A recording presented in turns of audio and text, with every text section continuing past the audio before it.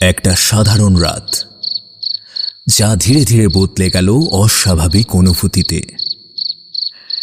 সেই রাতে মঞ্জুরি বুঝতে পারেনি যে সে একা ছিল না। নমস্কার বন্ধুরা, স্বাগত জানাই অনুভবে অলৌকিকের নতুন একটা গা ছমছম এপিসোডে। শেষ পর্যন্ত শুনুন আর বলুন, আপনি কি বিশ্বাস করেন? অনুভবে অলৌকিক। অনুভব বলে দেয়, অলৌকিক রয়ে যায়। আজকের ঘটনাটি পাঠিয়েছে মধ্যমগ্রাম থেকে মঞ্জুরি দত্ত। তো শুরু করা যাক আজকের ঘটনা, জিনের আহ্বান। প্রিয় জয়দীপদা, কেমন আছো? আশা করি ভালো আছো। অনেকদিন ধরেই ভাবছিলাম একটা ঘটনা তোমাদের সাথে শেয়ার করব, কিন্তু হয়ে উঠছিল না। জানি না আমার এই ঘটনাটা সিলেক্ট হবে কিনা, তবু সাহস করে লিখছি, কারণ আজও সেই রাতের কথা মনে পড়লে গায়ে কাঁটা দিয়ে ওঠে। তোমাদের এই অনুভবে অলৌকিক পরিবার আরো বড় হোক এই কামনাই করি। আর কথা না বাড়িয়ে সরাসরি ঘটনায় চলে আসে। আমার এক স্কুলের ফ্রেন্ড ছিল, নাম মিঠু। আমাদের পরিবারগত সম্পর্ক বেশ ভালো। দুই বাড়ির মধ্যে যাতায়াত, খাওয়া দাওয়া, ওঠা পড়া। এই ঘটনাটা যে সময়ের, তখন লকডাউন চলছে। সেই সময় একদিন অনলাইন ক্লাস করছি, হঠাৎই আমার অন্য এক ফ্রেন্ড আমাকে বলল, এই মঞ্জুরি, খবর পেয়েছিস কাল রাতে মিঠুর মা মারা গেছে? আমার কানে যেন কথাগুলো পৌঁছালো না। মিঠুর মা মানে কাকিমা? আমি বিশ্বাস করতে পারছিলাম না। কাকিমা মারা গেছে? কাকিমার তো তেমন কোনো অসুখ ছিল না, আর বয়সও তো তেমন কিছু না। তাহলে ছুটে গেলাম মার কাছে, মাকে গিয়ে সবটা বললাম। মার মাথায়ও যেন আকাশ ভেঙে পড়ল। মাকে বললাম, মা, আজকে আমি একবার মিঠুর বাড়ি যাব ওর সাথে দেখা করতে। মাও বললেন, হ্যাঁ যাবেই তো।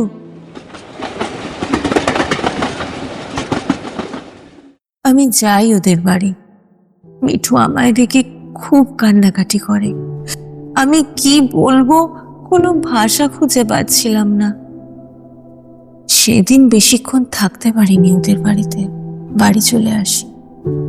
আর তারপর থেকে মিঠুর সঙ্গে যোগাযোগটাও কেমন যেন কমে যেতে থাকে। বলা যায় ওই সবার থেকে যোগাযোগ কমিয়ে নেয়। তারপর প্রায় অনেকটা সময় কেটে যায়। 2022 সালের ডিসেম্বর মাস। জানি না, হঠাৎ করেই ভীষণ মিঠুকে মনে পড়ছিল। সেদিন ঠিক করি মিঠুর সাথে দেখা করব, আর পারলে রাতে ওদের বাড়িতে থেকে যাব। অদ্ভুতভাবে মার কাছ থেকেও পারমিশন পেয়ে গেলাম। পৌঁছে গেলাম মিঠুদের বাড়ি। গেটের সামনেই মিঠুর সাথে দেখা। কি রে, তুই কেমন আছিস? যা যা, উপরে যা, আমি আসছি। আমি সিঁড়ি দিয়ে আস্তে আস্তে উপরে উঠলাম। চারপাশটা কেমন যেন একটা স্যাঁতস্যাঁতে। উঠতেই ওদের ডাইনিং রুম, কিন্তু ঘরটায় কোনো আলো ঢুকছে না। চারপাশটা পর্দা দিয়ে ঢাকা, কেমন যেন একটা স্যাঁতস্যাঁতে। আমি জুতো খুলতে নিচের দিকে তাকালাম। হঠাৎ আমার মাথাটা কেমন যেন লক হয়ে গেল। মনে হলো কেউ যেন জোর করে আমার মাথাটা নিচের দিকে আটকে রেখেছে। কিছুতেই সোজা হতে পারছিলাম না। আমার ভীষণ ভয় লাগছিল। মনে হচ্ছিল আমি এখানে পুরো আটকে গেছি। হঠাৎ, কি রে, এখনো এখানে দাঁড়িয়ে আছিস?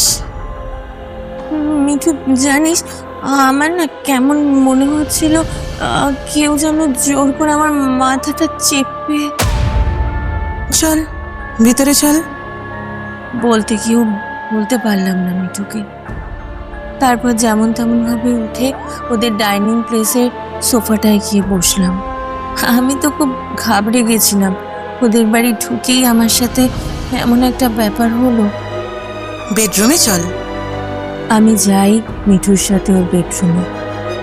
আয় বস বিছানায়। কিন্তু গিয়ে একটা অদ্ভুত দৃশ্য দেখতে পাই।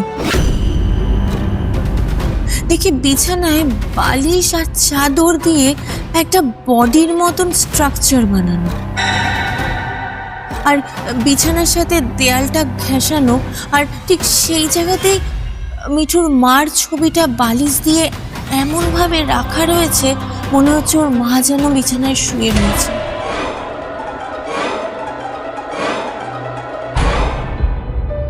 আমি তখন এটা দেখে সেরকম ভয় পাইনি, নর্মালভাবেই নিয়েছিলাম। কিন্তু এরপরে মিঠু যে কথাগুলো বলতে শুরু করলো। ভালো করেছিস তুই আজকে থাকছিস। আমার তোকে অনেক কথা বলার আছে। তোরা তো জানিস আমার মা স্ট্রোক হয়ে মারা যায়। হ্যাঁ, কিন্তু আসল সত্যিটা সেটা নয়। মানে? এটা ইচ্ছে করে করা হয়েছিল। কি বলছিস তুই? আমার মায়ের উপর জিন চালান করা হয়েছিল। যে জিনটা পাঠানো হয়েছিল সেটা থাকতো ওই অন্ধকার ঘরের সিলিংয়ে। অন্ধকার ঘর মানে? সেখানে আমি একটু আগে জুতো খুললাম। সেই মুহূর্তে আমার মাথায় বাজ পড়ার মতো অবস্থা। কারণ আমি কিছুক্ষণ আগেই ওই সিলিং এর দিকে তাকাতে পারছিলাম না। মনে হচ্ছিল কেউ জোর করে আমার মাথাটা নিচের দিকে আটকে রেখেছে। আমি তো প্রচন্ড ভয় পেয়ে গেছিলাম। সেটা দেখাতে চাইনি, কিন্তু আমার চোখ মুখ দেখে নিশ্চয়ই বোঝা যাচ্ছিল। চিন্তা করিস না, পীর বাবাকে ডাকা হয়েছিল। উনি বাড়ি বেঁধে দিয়ে গেছেন। আমাদের সবাইকে প্রোটেকশন দেওয়া হয়েছে। আমরা আসলে এসব জানতে পারি 1 বছর আগে।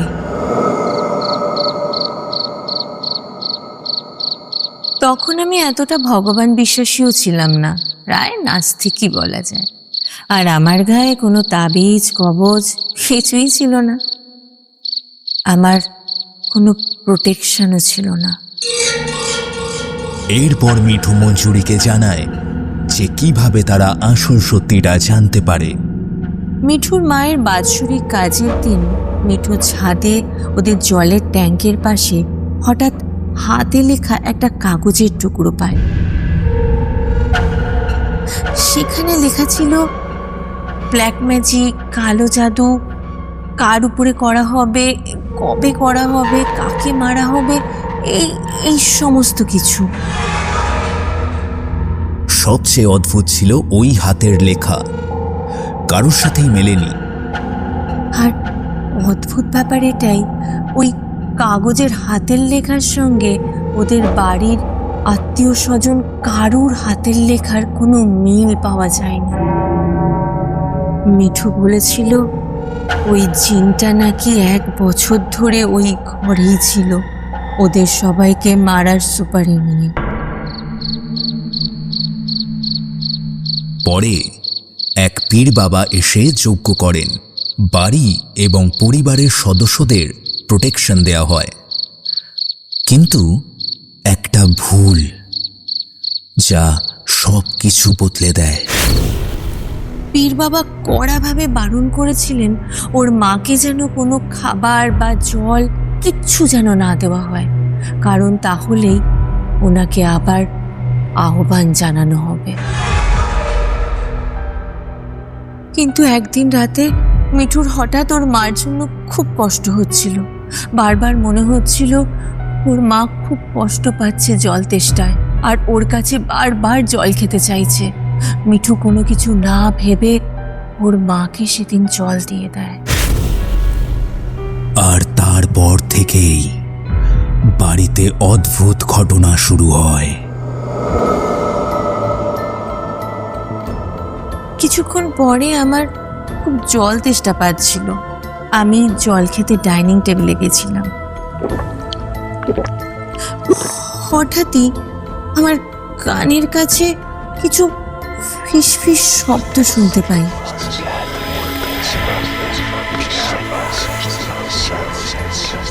এত ভয় করছিল যে আমি পিছনের দিকে তাকাতে পারছিলাম না। শরীর একদম ভয়ে শক্ত হয়ে গেছিল। তারপরে কোনো মতে পিছন ফিরে তাকালাম, আর তাকাতেই দেখি বেডরুমের দরজার কাছে দাঁড়িয়ে আছে মিঠু। কিন্তু এই তো কয়েক সেকেন্ড হলো আমি জল খেতে এসেছি, মিঠু তো খাটে বসেছিল। আর মিঠু কেমন যেন আমার দিকে অন্যভাবে তাকিয়ে রয়েছে। আমি চমকে উঠলাম, ওকে জিজ্ঞাসা করলাম, কি রে, এখানে কি করছিস? তুই কি করছিস এতক্ষণ ধরে? এতক্ষণ মানে? আমি তো এই এলাম জল খেতে। তুই তো 10 মিনিট আগে ঘর থেকে বেরিয়েছিস। মঞ্জুরির কাছে সময় লেগেছিল কয়েক সেকেন্ড, কিন্তু মিঠুর হিসেবে সে নাকি 10 মিনিট ধরে বাইরে ছিল। আর তখন থেকেই আমার সাথে কেমন সব অদ্ভুত ঘটনাগুলো ঘটতে শুরু করলো। রাতে খাবার সময় ওরা বলল আজ কোকিলের মাংস হয়েছে। আমি একটু অবাকই হয়েছিলাম, কোকিলের মাংস কোনোদিনও খাইনি।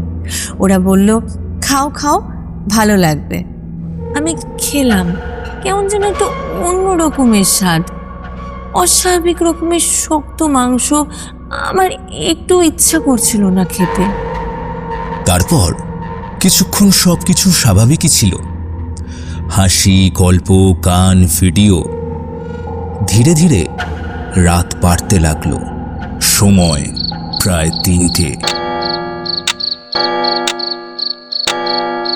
ঠিক 3টে বাজতেই ওর ভাই ও কেমন যেন একটা অদ্ভুত রকমের তাড়াহুড়ো শুরু করলো। চল চল, সব বন্ধ কর। ওদের আচরণ দেখে মনে হচ্ছিল কেউ যেন আমাদের দিকে এগিয়ে আসছে। কিছু বুঝে ওঠার আগে ওর ভাই ওর বেডরুমে চলে গেল। মিঠু আমাকে রেখে ওর নিজের বেডরুমে ঢুকে গেল। আমি ডাইনিং রুমে একা। তারপর চমক কাটিয়েই আমি মিঠুর পিছন পিছন ওর বেডরুমে ঢুকে গেলাম।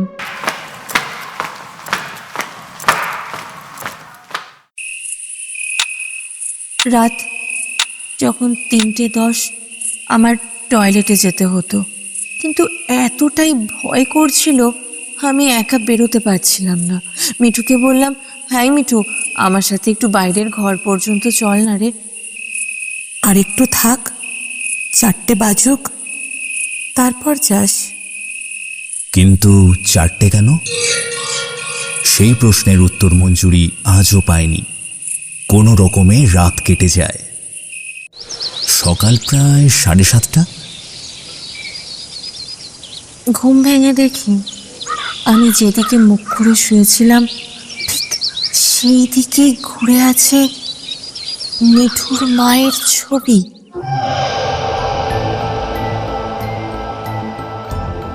আমি তো ছবিটায় হাত দিইনি, মনে হচ্ছিল কেউ যেন ধরে ঘুরিয়ে দিয়েছে। আর তখনই রান্নাঘর থেকে টানা বাসনের শব্দ আসতে থাকলো। কেউ যেন রান্না করছে, বাসন মাজছে।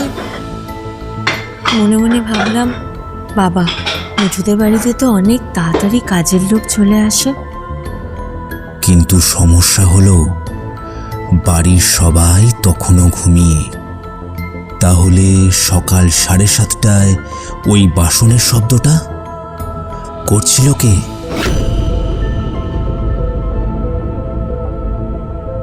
উঠে ফ্রেশন আপ হওয়ার জন্য বাথরুমে গেলাম। বাথরুমে যেতে গেলে রান্নাঘরের সামনে দিয়েই যেতে হবে, কিন্তু এ কি, রান্নাঘরের দরজা তো বন্ধ। তাহলে বাসনের শব্দ, রান্না করার শব্দ কোথা থেকে আসছে? শরীরের ভিতরটা যেন কেঁপে উঠল। তাড়াতাড়ি করে বাথরুমে গেলাম। ওদের বাথরুমটা বিশাল বড়, আর ঢুকতেই সামনে একটা বড় দেয়াল আয়না। নিজেকে দেখেই নিজে চমকে উঠলাম। কালকে রাত থেকে যা যা ঘটে চলেছে, ঠিক তখনই মনে পড়ল মিঠু একবার বলেছিল একদিনও বাথরুমে গেছিল আর ছাদ থেকে টুপ টুপ করে জল পড়ছিল। হঠাৎ ও ভেবেছিল ওর মা হয়তো কাঁদেছে। সেই কথা মনে পড়তেই আমি ভিতরে ভিতরে ঠাকুরকে ডাকতে শুরু করলাম। ভয়ে কেমন আড়ষ্ট হয়ে গেছি, মাথা কাজ করছে না। ভোর হয়ে গিয়েছিল, তবুও শীতের কুয়াশায় আলো ঠিক মতো ঢুকছিল না। কথা বলে মঞ্জুরি নিজের জায়গায় ফিরে এলো। বাথরুমে আমি যতক্ষণ ছিলাম ততক্ষণই রান্নাঘর থেকে বাসনের শব্দ অনবরত শুনতে পাচ্ছিলাম। আমি ওয়াশরুম থেকে ডাইনিং এ ঘরে ঢুকতেই দেখি সোফার উপরে মিঠু বসে আছে, আর ঠিক পেন্ডুলামের মতন ধীরে ধীরে দুলছে। কি রে, কোথায় গেছিলি? আমিও ফ্রেশ হয়ে আসছি। এই শোন, তোদের রান্নাঘর থেকে আওয়াজ। মিঠু কোনো কথা বলল না, কেমন একটা যেন অদ্ভুতভাবে আমার দিকে তাকিয়ে রয়েছে। আমারও কেমন অস্বস্তি হচ্ছিল। আমি আর কথা বাড়ালাম না, বেডরুমে চলে আসলাম। আর বিছানায় উঠতেই দেখি কি মিঠু তো গভীর ঘুমে, ঠিক যেমনটা আমি ওয়াশরুমে যাবার আগে দেখে গেছিলাম। তাহলে কিছুক্ষণ আগে মঞ্জুরি কার সাথে কথা বলছিল? কে ছিল? তখনই ঠিক করলাম আর না, বাড়ি চলে যেতে হবে, এখানে আর থাকবো না। মাকে ফোন করতে যাচ্ছি, দেখি ফোনে চার্জ নেই। হোয়াটসঅ্যাপ কল করতে যাচ্ছি, হোয়াটসঅ্যাপেও কল যাচ্ছে না, মেসেজ যাচ্ছে না। আর নেটওয়ার্ক তো ঠিকই ছিল, তাহলে কোনো কাজ করছে না কেন? নেটওয়ার্কও তো নেই। চোখের পলকে দেখি ফোনের চার্জ কমতে শুরু করেছে দ্রুত। 50, 40, 30। অদ্ভুত, সব কেমন যেন গুলিয়ে যাচ্ছে। ব্যাগটা কোথায় আমার? ওটা তো ওই সোফায় রয়েছে। ভয় করলেও আমাকে আনতেই হবে ব্যাগটা। চার্জার দিয়ে চার্জ দিতে হবে, মার সাথে কথা বলতে হবে। ছুটে গেলাম ব্যাগটা আনতে। ব্যাগটা এনে কোনো মতে চার্জ দিয়ে বিছানায় এসে চোখ বন্ধ করে ঠাকুরের নাম করতে শুরু করলাম। কখন যে ঘুমিয়ে পড়লাম। তারপর সকাল 9:45। ঘুম ভেঙে মঞ্জুরি একটা অদ্ভুত জিনিস খেয়াল করলো। মিঠুর ডাকে ঘুম ভাঙল। আমি বাম দিক ফিরে ঘুমিয়েছিলাম, কিন্তু ঘুম থেকে উঠে দেখি ডান কাঁধ হাত প্রচণ্ড ব্যথা করছে আর ভীষণ ভারী হয়ে এসেছে। গায়ে হালকা ঝড়ও যেন আছে বলে মনে হচ্ছে। ঘুমের দোষ হলে তো বাঁ দিকে ব্যথা হতো, কারণ আমি বাঁ দিক ঘুরে শুয়েছিলাম। এরপর আর এক মুহূর্তের জন্যেও থাকতে চায়নি মঞ্জুরি। কেন হলো ওরকম, এই সমস্ত উত্তর আজও জানি না।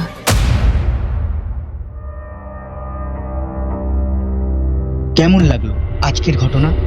আপনার ঘটনাও যদি আমাদের সঙ্গে শেয়ার করতে চান, তাহলে নিচে দেওয়া আমাদের অফিসিয়াল ইমেল অথবা হোয়াটসঅ্যাপ নাম্বারে আপনার ঘটনা পাঠিয়ে দিন। আপনার ঘটনা যদি আমাদের ভালো লাগে, আপনার ঘটনাও পৌঁছে দেবো আমরা হাজার হাজার মানুষের কাছে। ঠিক এই রকমই ভৌতিক ও দৈবিক ঘটনা শুনতে হলে আমাদের সঙ্গে থাকুন আর সাবস্ক্রাইব করে রাখুন আমাদের অফিসিয়াল ইউটিউব চ্যানেল অনুভবে অলৌকিক। এমন কিছু ঘটনা থাকে যেগুলো শেষ হয়ে গেলেও মনের ভেতর থেকে যায়। আজ এখানেই শেষ, দেখা হবে পরের কোনো নতুন অভিজ্ঞতার ঘটনা নিয়ে। ভালো থাকবেন, সুস্থ থাকবেন আর অজানাকে অবহেলা করবেন না।